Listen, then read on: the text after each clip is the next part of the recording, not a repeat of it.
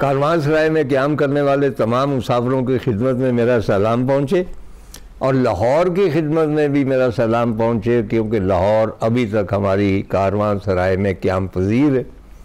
लेकिन आज कुछ रंगीनी नौबहार के सिलसिले कारवानसराय के दरो दीवार जो हैं वो सजे हुए हैं मुख्तलिफ़ रंगों से, और उन पर लाहौर की तस्वीरें हैं, गलियां हैं, झरोके हैं, बाज़ार हैं, हवेलियाँ हैं। लाहौर के मुसव्वरों में जिन्होंने लाहौर को महसूस किया, जिन्होंने लाहौर से मोहब्बत की, और लाहौर और वो यकजा हो गए, मंतूशुदी वाला मामला है। उनमें सरे फहरिस्त हमारे दोस्त हैं डॉक्टर एजाज़ अनवर साहब, जो आज की महफ़िल में तशरीफ़ लाए। लेकिन इससे पेशतर कि मैं इनसे कुछ गुफ्तगू का आगाज़ करूं, मैं अर्ज़ करना चाहता हूं कि डॉक्टर साहब अभी इतने मशहूर हुए नहीं थे जब से मैं इन्हें जानता हूं। वो इसलिए कि इनके वालिद साहब अनवर अली साहब पायनीर थे पंजाबी कहानी के। और याद रहे कि उन दिनों पंजाबी बहुत कम लोग लिखते थे, बल्कि जो लिखते थे उनमें उन्हें चश्मे हकारत से देखा जाता। यानी ये आपका जो है एहसास कमतरी, उसकी बेहतरीन मिसाल है कि अपनी मादरी ज़ुबान में लिखने वालों को आप उस नज़र से नहीं देखते जिस नज़र से बाकी जो ज़ुबानें हैं उनमें लिखने वाले को देखते। चुनांचे कालियाँ ईंटां काले रोड उनकी एक बड़ी फेमस किताब थी, और मुझे ये फ़ख्र हासिल है कि हल्का अरबाब ज़ौक़ के साथ पंजाबी के लिए पंजाबी अदबी संगत हुआ करती थी, और कम से कम एक बार मैंने अनवर अली साहब को अपनी कहानी पढ़ते हुए वहाँ पे सुना है। यानी मेरे लिए ये बहुत एक कीमती यादगार है। अनवर साहब सिर्फ उस वजह से मशहूर नहीं थे, बल्कि वो इस पूरे खित्ते के एट दैट टाइम सबसे बड़े कार्टूनिस्ट थे। और उस वक्त इस खित्ते का सबसे बड़ा अखबार पाकिस्तान टाइम्स था अंग्रेज़ी में। नन्ना के नाम से उनके कार्टून छपते थे और बड़ी बेचैनी से उनका इंतज़ार होता था।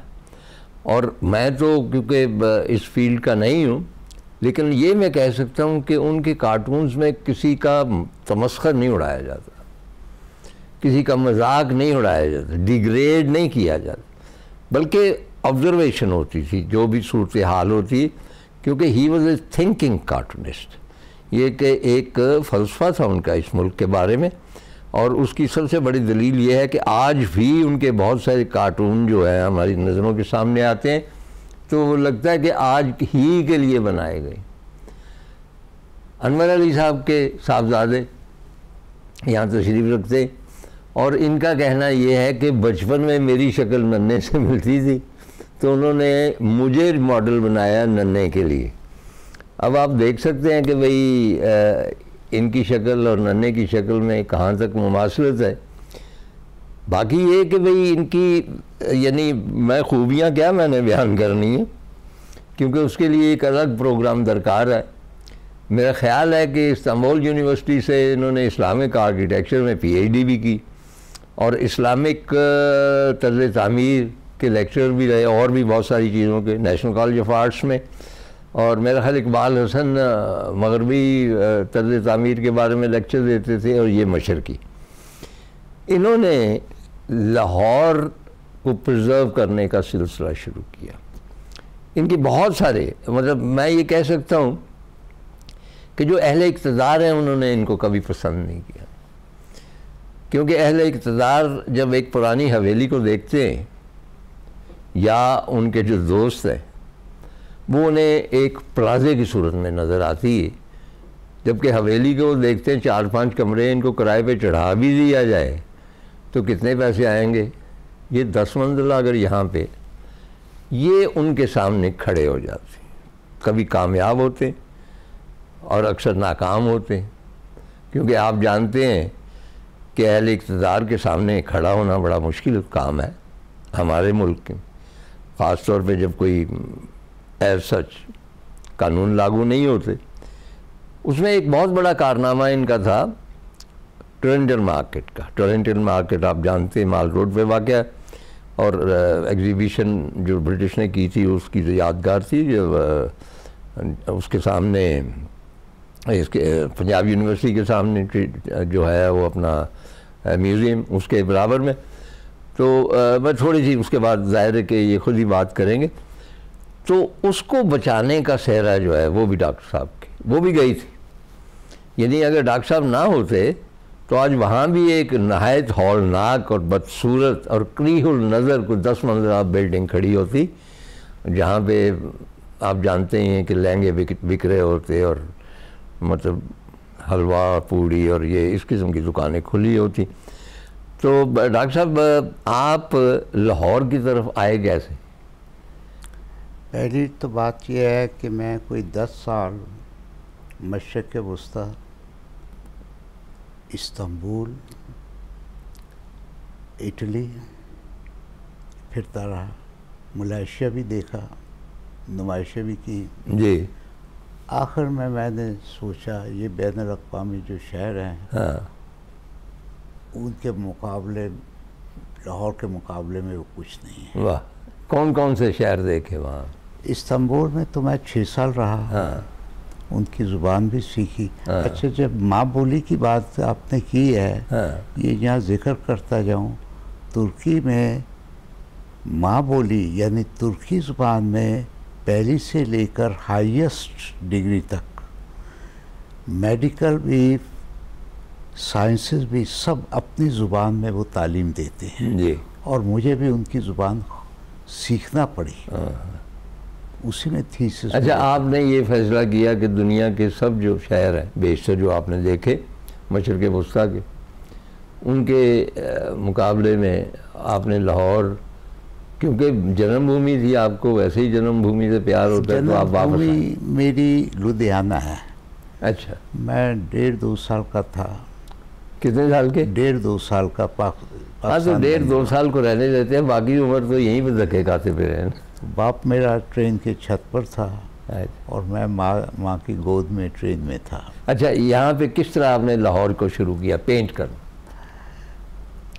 पहली बात तो यह है, मैंने 2 पहियों वाली बाइसिकल 2 आने घंटे पर किराए पर बड़ी जल्दी सीख ली थी। अच्छा। और पुराने शहर की एक एक गली में मैं फिरा।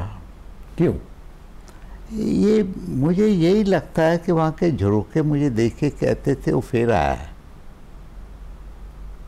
यानी वो ऐसा लगता था वो मुझसे मानूस, मैं नहीं उनसे मानूस। तो उसके बाद बच्चे तो कुछ तस्वीरें वगैरह बनाते ही हैं। आहिस्ता आहिस्ता मैं इस तरफ आ गया। अच्छा, वो जैसे कहते हैं ना कि बचपन से ही शौक था एक्टिंग का, तो इस तरह आपको भी बचपन से ही पेंटिंग का शौक? लोग तो ये कहते हैं मैं जमांदरुई मुसव्वर सी है। हाँ। ये तो नहीं है। आहिस्ता आहिस्ता, चूँकि वालिद साहब भी मुसव्वर ही थे। जी जी बिल्कुल। तो उन्होंने मुझे एनकरेज अगर नहीं तो डिस्करेज नहीं किया, हौसला शिकनी नहीं की। सिर्फ एक दफ़ा उन्होंने कहा था, ये देखो रोटी कमानी बड़ी मुश्किल है। तो कुछ तस्वीरें बनाता रहा, लेकिन ज़्यादा हुआ जब मैं गवर्नमेंट कॉलेज में दाखिल हुआ। अच्छा, उस तब भी वाटर कलर में बनाते थे ये पेंट? वाटर कलर शुरू में जो फर्स्ट ईयर वगैरह में वाटर कलर ही होता है, उसके बाद फिर ऑयल पेंटिंग शुरू होती, कोर्स का हिस्सा होती थी। लेकिन वाटर कलर में इस्लामिया कॉलेज में एक फाइन आर्ट सोसाइटी थी, एरिक सिप्रियन होते थे। जी बिल्कुल, मैं जानता था सिप्रियन साहब को। एरिक सिप्रियन साहब ने हर साल वहाँ मुकाबला कराते थे, इंटर कॉलेजिएट। तो उसमें मुझे 4 साल अव्वल इनाम मिलता रहा। अच्छा। 25 रुपये है। एरिक सिप्रियन साहब तो इस मुल्क के बड़े जो इंटेलेक्चुअल हैं उनमें उनका शुमार होता है, और बेशुमार लोगों को उन्होंने गाइड किया। और देखा जाए, बाद में मुसलमान हो गए थे, एजाज नाम रख लिया था।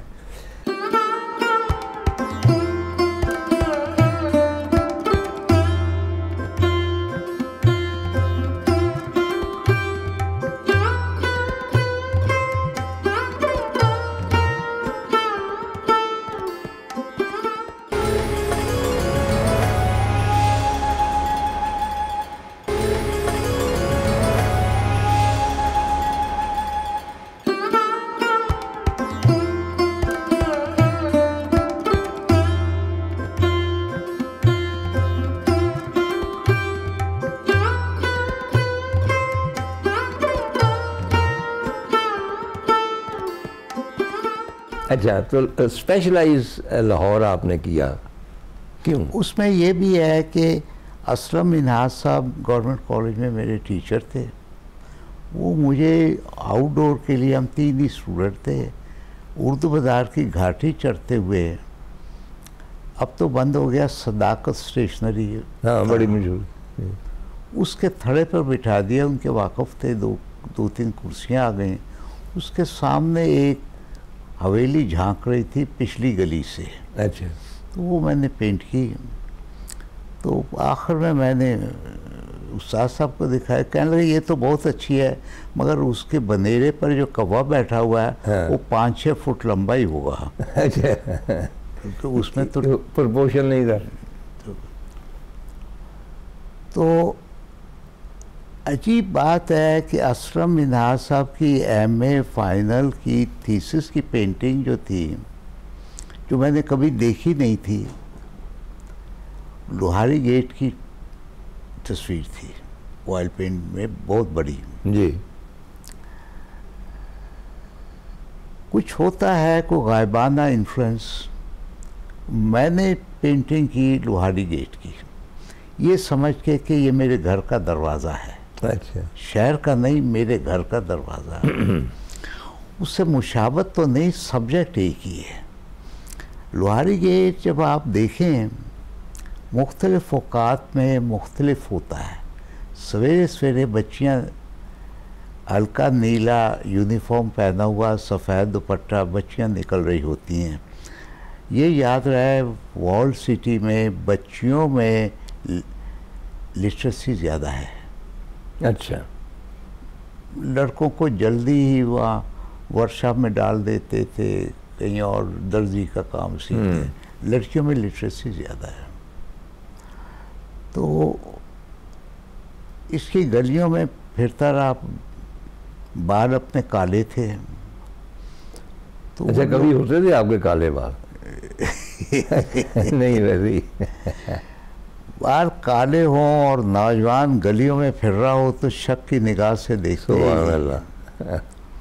लेकिन वही लोग, जब मैंने वहाँ अपना ईजल फिट करके काम शुरू किया ना, तो वही लोग औरों को कहते थे हट जाओ बाबू ने नक्शा बना दे। नक्शा, तस्वीर को नक्शा कहते हैं।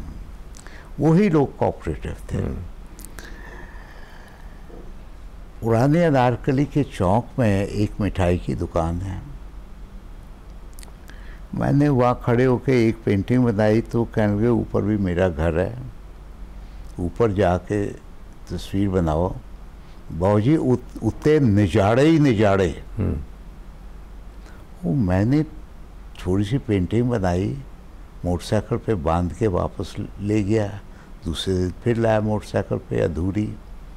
तो कहने लगा ये नाल क्यों ले जाते, उत्थे ही रखते हो? अब वाटर कलर और थिंदा एक दूसरे के दुश्मन है। तो कहने लगा, मैंने कहा मैं ये, वो कहने लगा बोर्ड यहीं रख दो, कल भी आना है। मैंने कहा नहीं, हलवाई की दुकान में थिंदा तो होता ही है, तो ये आपके जो कारीगर है ना, ये हाथ फेरेंगे, लगाएंगे। कहने लगे फिक्र ना करो, कोई हाथ फेरेगा मैं उन्हें हलाल ना कर दूंगा। ठीक है, मैंने रख दिया। दूसरे दिन मैंने ऊपर से एक बसंत का सीन बनाना था। वाटर कलर में रंग ज़रा ज़्यादा बना लेते हैं, ज़रूरत से ज़्यादा। कम हो जाए तो मैच नहीं करता। मैंने काफ़ी सारा बना लिया। अब जो स्काई लगाया ना, मैं कांप गया। स्काई में दर्जनों हाथ नजर आए। वो जो कारीगर आ रहा उसको हाथ लगा के देख रहा था, थिंदे हाथ हलवाई के। बाज़ फैसले करने होते यूं। मैंने उसको बसंत में कन्वर्ट कर दिया। बसंत में लग रहा था बहुत सारे हाथ आसमान की तरफ है, डोर पकड़ने को।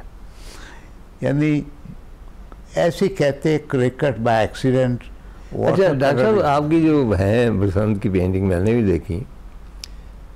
कुछ लोग कहते हैं कि इतनी गुड़ियाँ या इतनी पतंगियाँ आसमान पर नहीं होती जितनी डॉक्टर साहब ने पेंट कर दी। ये पोइटिक लाइसेंस है। हाँ एग्जैक्टली। एग्जैजरेशन जो है हाँ। वो तरक्की का राज है। बिल्कुल सही। अच्छा, इसमें मैं आपको एक थोड़ा सा वाक़या सुनाता हूँ। हम मक्के से मदीना शरीफ जा रहे थे और रास्ते में मेरे बेटे ने पूछा कि अबू आप सफ़रनामा लिखेंगे इस सफ़र का? मैंने कहा वो तो लिखूँगा। तो वो मेरी तितलियों से बड़े तंग आए हुए थे कि कभी स्नो लेक पे उड़ रही हैं, कभी कहीं उड़ रही। तो कहने लगी कि अबू खुदा का वास्ता इसमें तितलियाँ ना डाल देना। मैंने कहा बेवकूफ़ आदमी, मतलब तितलियाँ होती हैं तो मैं डालता हूँ। कहता है ये उतनी होती नहीं जितनी आप डाल देते। चुनांचे it was just so strange कि वीराना था लेफ्ट हैंड पे और राइट पे भी, और हम जा रहे हैं और एकदम सफ़ेद छोटी छोटी तितलियों का एक हॉल आया लेफ्ट हैंड से, और उसने कार की स्क्रीन को ऑलमोस्ट भर दिया और वो गुजर गई। तो मैंने सुमैर से कहा कि हाँ जी तितलियाँ हैं ना? कहने लगा हाँ हैं, लेकिन उतनी नहीं है जितनी आपने डालनी है। अब आपने मेरी वो मुश्किल हल कर दी कि उसका जवाब यही है कि पोएटिक एक लाइसेंस होता। बल्कि मैंने एक दफ़ा तितलियाँ सफ़ेद देखी, हॉल था, मुझे लगा जैसे मोतिये का हार उड़ा जा रहा है। वाह।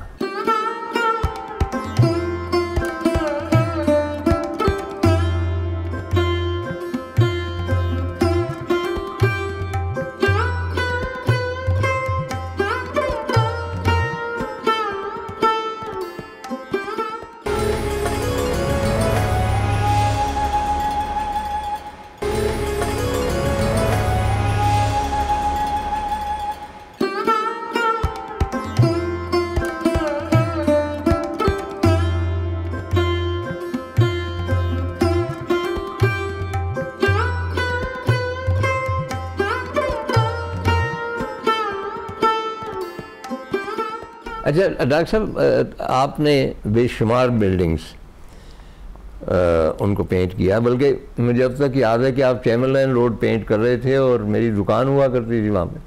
तो आपने मुझे फ़ोन किया बाकायदा कि हम वो पेंट कर रहे हैं, और क्योंकि आपकी दुकान वहाँ पे एक लैंडमार्क थी तो मुझे उसका नाम चाहिए। यानी आप डिटेल में इतनी जाते हैं, और मतलब कि मैं तो ये कहता हूँ कि भाई ओवरऑल हिस्टोरियन या नावलिस्ट जो है वो लफ्ज़ों में उसको प्रिजर्व करता है, और आप जैसे लोग, मैं जब आप जैसे लोग कहता हूँ तो सिर्फ आपको कहता हूँ, तो आप यूनिक हैं इस मामले में, आप रंगों में उसको प्रिजर्व कर लिया है। तो कौन कौन सी ऐसी इमारतें हैं जिनको आपने पेंट किया और आज वो नहीं है?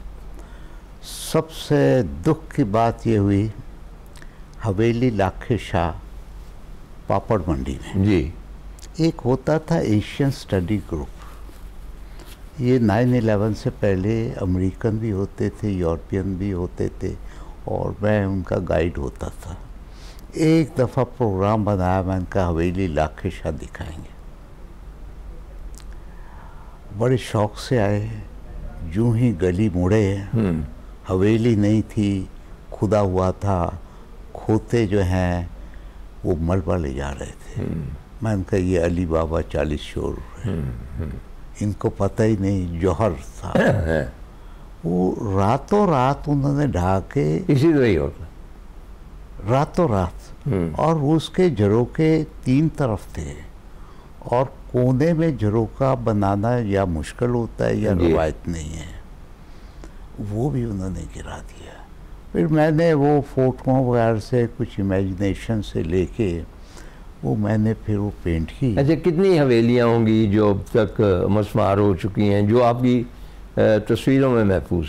एक ज़माने में वर्ल्ड बैंक ने एक यहाँ आए थे, वर्ल्ड बैंक में मिस्टर वॉल, दीवार को कह लें उनका नाम, उन्होंने बड़ा इंटरेस्ट लिया था।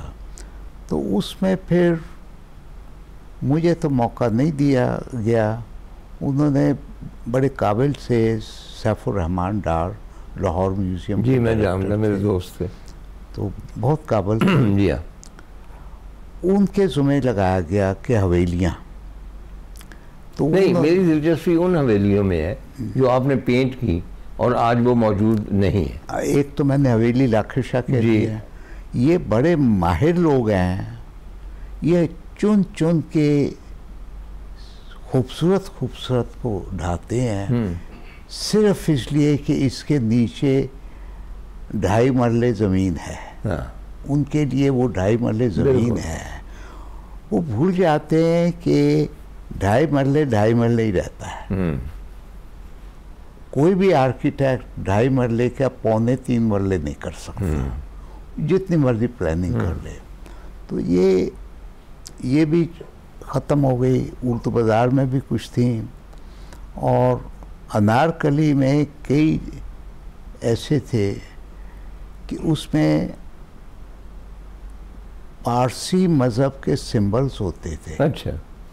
इसका मतलब वो अमीर लोग तो अब भी हैं, इसका मतलब उनके कारोबार फैले हुए थे। माल बोर्ड पे भी सिंबल्स में थे विंग्ड फरिश्ते, परों वाले फरिश्ते, तो वो अब ख़त्म हो गए। अनारकली में वो झरोके नहीं मिल रहे जो मैंने पेंट किए हैं। अच्छा डॉक्टर साहब, पिछले दिनों आपने मुझे एक झरोका भेजा जो रेलवे रोड पे, और वहाँ पे एक दोस्त मेरा मसूद मुनव्वर रहा करता, उसका निकाह हुआ था, मैं शामिल हुआ था और ऐन उस झरोके में हुआ। उस झरोके का आपको कैसे ख्याल आया? मैं झरोका तो समझता हूँ हाथी का हौदा है। वाह। जब दीवान आम कह देते हैं अकबर का बना हुआ लाहौर किले में, उसके नीचे जो सपोर्टिंग ब्रैकेट्स हैं वो जैसे हाथी की सूंडें हैं। तो उसमें बैठा, क्योंकि लोगों ने बादशाह को हौदे के बगैर कभी आमने सामने नहीं देखा होता, वो ज़रा ऊंचा बनाया गया। आपका ख्याल है कि हौदे की जो इब्तिदा है, ये इंस्पिरेशन है, वो वहाँ से आई? वहाँ से आई। मैं यही आपसे पूछना चाहता था कि ये झरोका है क्या, इसकी डेफिनेशन क्या है, क्यों बनाया जाता? पहली तो बात यह है, ये प्रोजेक्टिंग है। उससे ख्वातीन जो हैं वो थोड़ा सा इधर उधर भी देख सकती हैं। जो खिड़की प्रोजेक्टिंग नहीं है उसमें तो बिल्कुल सामने से देख सकते हैं। दूसरे ये, मैंने एक पेंटिंग बनाई थी, उसका नाम है तेरा दुख न जाने कोई। उसमें एक झरोका है, एक खातून खड़ी है और बड़े अच्छे लिबास पहने हुए हैं। उसका कलर कम्बिनेशन तोते का है। तोते का यानी समझ लें कि हरा लिबास है, शलवार जो है वो लाल है, उसके सामने एक तोते का पिंजरा पड़ा है, उसमें भी हरा तोता है, उसकी लाल चोंच है। एक खातून को भी सब कुछ मुयस्सर है, तोते को भी चूड़ी मुयस्सर है, मगर वो सवाए इतना थोड़ी सी आज़ादी है कि वो झरोके में से बाहर झांक ले। यानी बाकी उसका दर्द कैद है वो पिंजरे, उसका दर्द कोई, वो क्या पिंजरे के पंछी क्या है आपको याद होगा, तेरा दर्द ना जाने कोई। तो ये पिंजरे के पंछी हैं ख्वातीन भी हमारी। अब ज़माना बदल रहा, वो और बात है। अच्छा, ये जो टोरंटल मार्केट वाला सिलसिला, इसको किसने कैसे बचाया? क्योंकि हम लक्ष्मी अंचल में रहते जैसा कि आप जानते हैं, और सारी ग्रोसरी वगैरह ये वो हम टोरंटल मार्केट से करते थे। आज के जो बड़े स्टोर हैं, इनके जो अभाव इजाज़त है, वहाँ पे बोरियां रख के बैठे होते थे, बड़े अच्छे लोग थे। बेकरी ख़ास तौर पे वहाँ पे उसका जो मुख्तलिफ़ चीज़ें बड़ी स्पेशलिस्ट। तो टोरंटल मार्केट जो है उसमें बहुत सारी यादें हमारी बचपन की। उसके बाद जो रेस्टोरेंट थे, अब उनकी तफसील में मैं नहीं जाता, आप खुद सियाने, आप भी वहाँ जाते ही होंगे चोरी छुपे कभी कभार।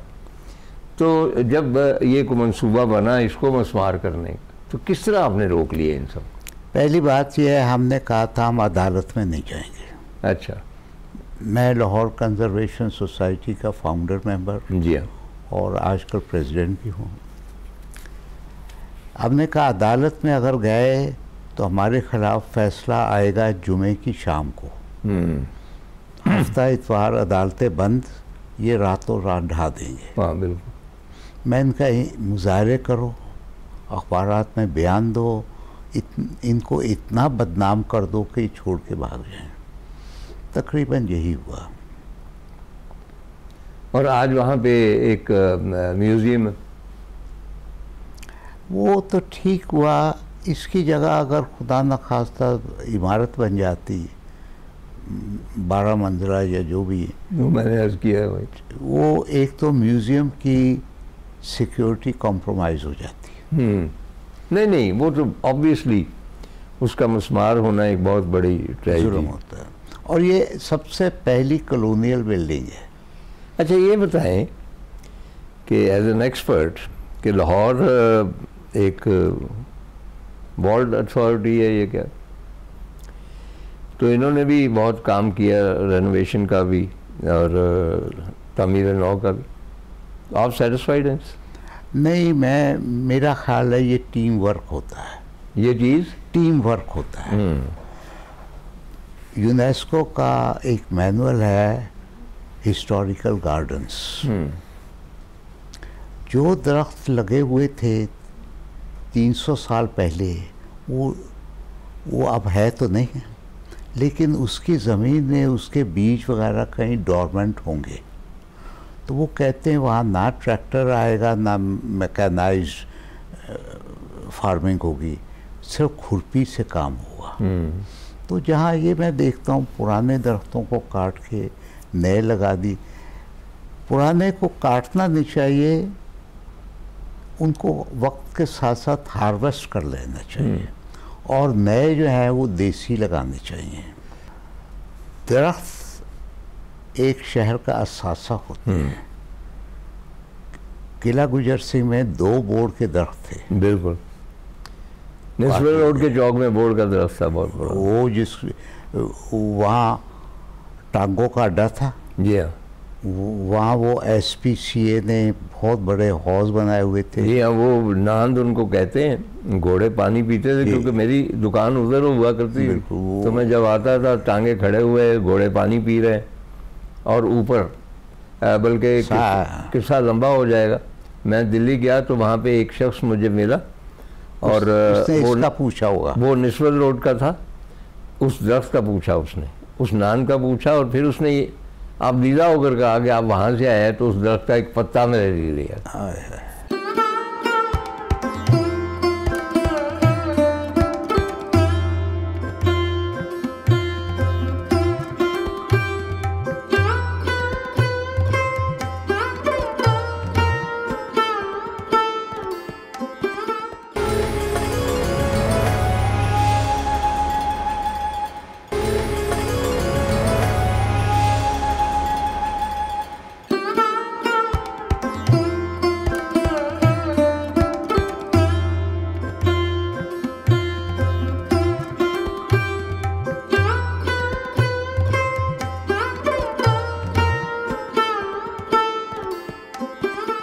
आप वही कदीम इमारात के बारे में मैं पूछ रहा था कि are you satisfied with it, कि भाई जो काम हो रहा। लाहौर की सबसे पुरानी असल शक्ल में बिल्डिंग जो है वो शेख मूसा आहनगर का मकबरा है। लाहौर होटल से स्टेशन की तरफ चलें, जी है, तो वो नीला गुंबद मुकामी तौर पे कहलाया जाता है। उसको बचाना चाहिए। उसके इर्द गिर्द मकान उग रहे हैं, उसका व्यू ब्लॉक कर रहे हैं। तो हिस्टोरिक डिस्ट्रिक्ट को डिफाइन करना चाहिए। अच्छा, डू यू फील कि भाई जो हुकूमतें हैं उनको कोई कल्चर से या हेरिटेज से दिलचस्पी है? क्योंकि एक दफ़ा ऐसे ही कोई तज़किरा था चबूजी के हवाले से, तो किसी ने इतराज़ यही किया कि ये हमारा कल्चर है जी, विरासत है, तो उनको जवाब मिला था कि हम और बना लेंगे। ये कहा गया है इसकी जगह। जी हाँ, तो वो ये है कि भाई इसके बावजूद आप जैसे लोग जो हैं, हमने वहाँ मुजाहरा किया। अच्छा, किताबें आपने बहुत सारी लिखी। जी, किताबें आपने बहुत सारी लिखी। इसमें एक जो ताज़ा तरीन है, 40 years of painting, reminiscence of old Lahore fort tradition. इसमें आपकी पेंटिंग्स भी हैं, उनकी तफसील भी है, 4था एडिशन है। और मेरा ख्याल है कि गुलबर्ग में अनीस बुक डिपो वगैरह से ये मिल सकती। ख़वातीन हज़रात, ये एक इंसाइक्लोपीडिया समझ लें उस लाहौर का जिसमें से बहुत सारा लाहौर बाकी नहीं है, और जो बाकी है उसका भी मुझे खदशा है कि बाकी नहीं रहेगा। चुनाचे ये उसकी ये समझ लें कि एक डॉक्यूमेंट है जिसने पूरे लाहौर को प्रिजर्व किया हुआ। अच्छा, डॉक्टर साहब के साथ अब मैंने अर्ज़ किया ना कि कई प्रोग्राम हो सकते हैं, इनके इंट्रोडक्शन के लिए पूरा प्रोग्राम दरकार। शौकत इस्लाम होते थे मेरे एक दोस्त, मुसलमान स्कूल के, वो पढ़ने नहीं गए बल्कि गए रौदबार इंग्लिस्तान अबूर करने। ब्रोजन दास था उस ज़माने में एक स्विमर। वो ब्रोजन दास बांग्लादेश से, हाँ वो बांग्लादेश से, तो ये भी गए। खैर वो उनकी लंबी दास्तान होती है, मैं मुख्तसर करूँगा डॉक्टर साहब के हवाले से। तो वो जब आए पाकिस्तान, वो अंग्रेज़ी भूल चुके थे। 3-4 उन्होंने शादियाँ की और वो भी गोरी ख़वातीन से, और उनमें बच्चे भी ज़ाहिर है कि वो गोरे थे। तो मुझे एक बात याद आती कि एक दफ़ा अपनी बेटियों को लेके आ गया, वो बड़ी बड़ी थी, तो आके तो हमारे अल्सेशन कुत्ता था, वो गोरों को कुत्ते अच्छे लगे, तो वो बड़े उन्होंने चूमा चाटा वगैरह। वो कमबख्त को आदत पड़ गई, वो हमें भी चूमने चाटने के चक्कर में तो उसको फिर जूते वगैरह लगाए कि भाई ये हमारी मशरकी इक़दार के ख़िलाफ़ है। तो बहरहाल शौकत इस्लाम के बारे में फिर कभी बात करेंगे। आप बहुत मुआविन साबित हुए, उसकी जो क्रिएटिव एबिलिटी थी, कार्ड बनाता था, आपको याद है कि बागे जनाब में भी उसने बोतलें लटका के एक सेटअप किया। वहाँ प्लास्टिक की बोतलें कलेक्ट करके। जी हाँ। अच्छा, आपने वो कहते हैं दश्त को देख के घर याद आया। आपने जो एक घर बनाया हुआ है उसको देख के दश्त याद आता है। नन्ना हाउस काफ़ी फासले पे, वहाँ पे आप क्या करते हैं? कभी मोटरसाइकिलें पुरानी जमा की होती हैं, कभी कारें आ रही हैं विंटेज, कभी और कोई फंक्शन हो रहे होते हैं। ये वालिद साहब की याद में बनाया। हाँ। हाउस ऑफ नन्ना। जी हाँ। तो वहाँ पे मेरी पेंटिंगें वहाँ हैं, वालिद साहब के कार्टून भी हैं। अच्छा, इसका मतलब है कि ऑलमोस्ट ए म्यूज़ियम। एक सब म्यूज़ियम हम चाहते हैं कि गवर्नमेंट इसको ले ले, हमें पैसे नहीं चाहिए। हाँ, सिर्फ एक वादा कर ले कि इसको वो जारी रखें। ठीक है, ये होना चाहिए, डेफिनेटली होना चाहिए। अच्छा, अभी पिछले दिनों साद हसन मंटो, वो उनके घर का जो कुछ हुआ है वो उसकी मैं तफसील में नहीं जाता, उनकी बेटी से भी बात हुई इस सिलसिले में। लेकिन हमारे यहाँ रिवाज ही नहीं है कि हम अपने मशहूर लोगों के घर जो है प्रिजर्व करें। लेकिन बड़ी फील कि हमारे जो मशहूर मुसव्विर हैं, उनमें आप भी हैं, चुगताई साहब, सादिन जो भी हैं, इनके भी घर या इनके भी स्टूडियोज़ प्रिजर्व करने चाहिए। ये आना मुल्क अहमद का घर मजंग चुंगी में गली के एंड में था। वो है अभी? नहीं, वो अबकरी वगैरह कोई बात नहीं, अब उन घरों की बात करें ना जो अब बचाए जा सकते। अच्छा, उसमें एक शाकर अली का घर तो म्यूजियम बन चुका है। वो अनीफ रामे की कोशिशों से, मेहरबानी से वो बचा है। रामे साहब ने बहुत कुछ किया है। रामे साहब ने अलहमरा के लिए 99 लाख सैंक्शन किए थे। लोगों ने कहा बादशाह का मज़ार उन्होंने बनवाया, ये अदीबों की कॉलोनी उन्होंने बनाई, उनके बहुत सारे पॉजिटिव काम है। वो उनके ज़माने में हो गए। उस्ताद आला बख्श का छोटा सा घर अभी मुस्लिम टाउन में है। और उनके भतीजे भांजे वहाँ रहते हैं। अच्छा, ये भी मसला है ना कि आल औलाद भी नहीं चाहती कि भाई इस ज़मीन पे। यही हुआ टोट बटोट के सूफ़ी गुलाम मुस्तफ़ा तबस्सुम। हाँ, उन्होंने बड़े शौक़ से समनाबाद में डूंगी ग्राउंड के पास मकान बनाया था। जी हाँ। मेरे वालिद साहब के सीनियर दोस्त थे वो। तो उसके बाद वो आते रहे दूसरे लोग कि भाई आपस में लोग कहते हैं भतीजे भांजे कि इसको बेच के हमारे हिस्से दो। जी खैर ये मसाइल चलते रहते हैं। मुझे आखिरी सवाल का मैं आपसे कि लाहौर के जो बड़े आर्टिस्ट हैं, अब्दुल रहमान चगताई हैं, अला बख्श है, इन्होंने क्यों तवज्जो नहीं दी लाहौर की तरफ? उनका ताल्लुक़ लाहौर से तो बहुत गहरा था। वो लाहौर के हैं जी। उनका घर रावी रोड पे है। नहीं मतलब क्यों तवज्जो नहीं दी लाहौर की? उनकी तवज्जो अपने फ़न की तरफ थी।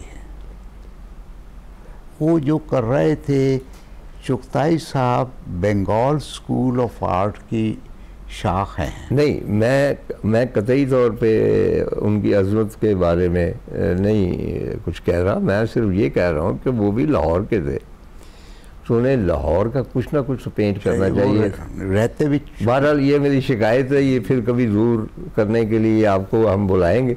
मैं आपका बहुत शुक्रगुज़ार हूँ, आप तशरीफ़ लाए। तो ख़वातीन और हज़रात, इस दौरान आप तस्वीरें देखिए जो हमारी कारवां सराय के बामों दर पे लगी हुई।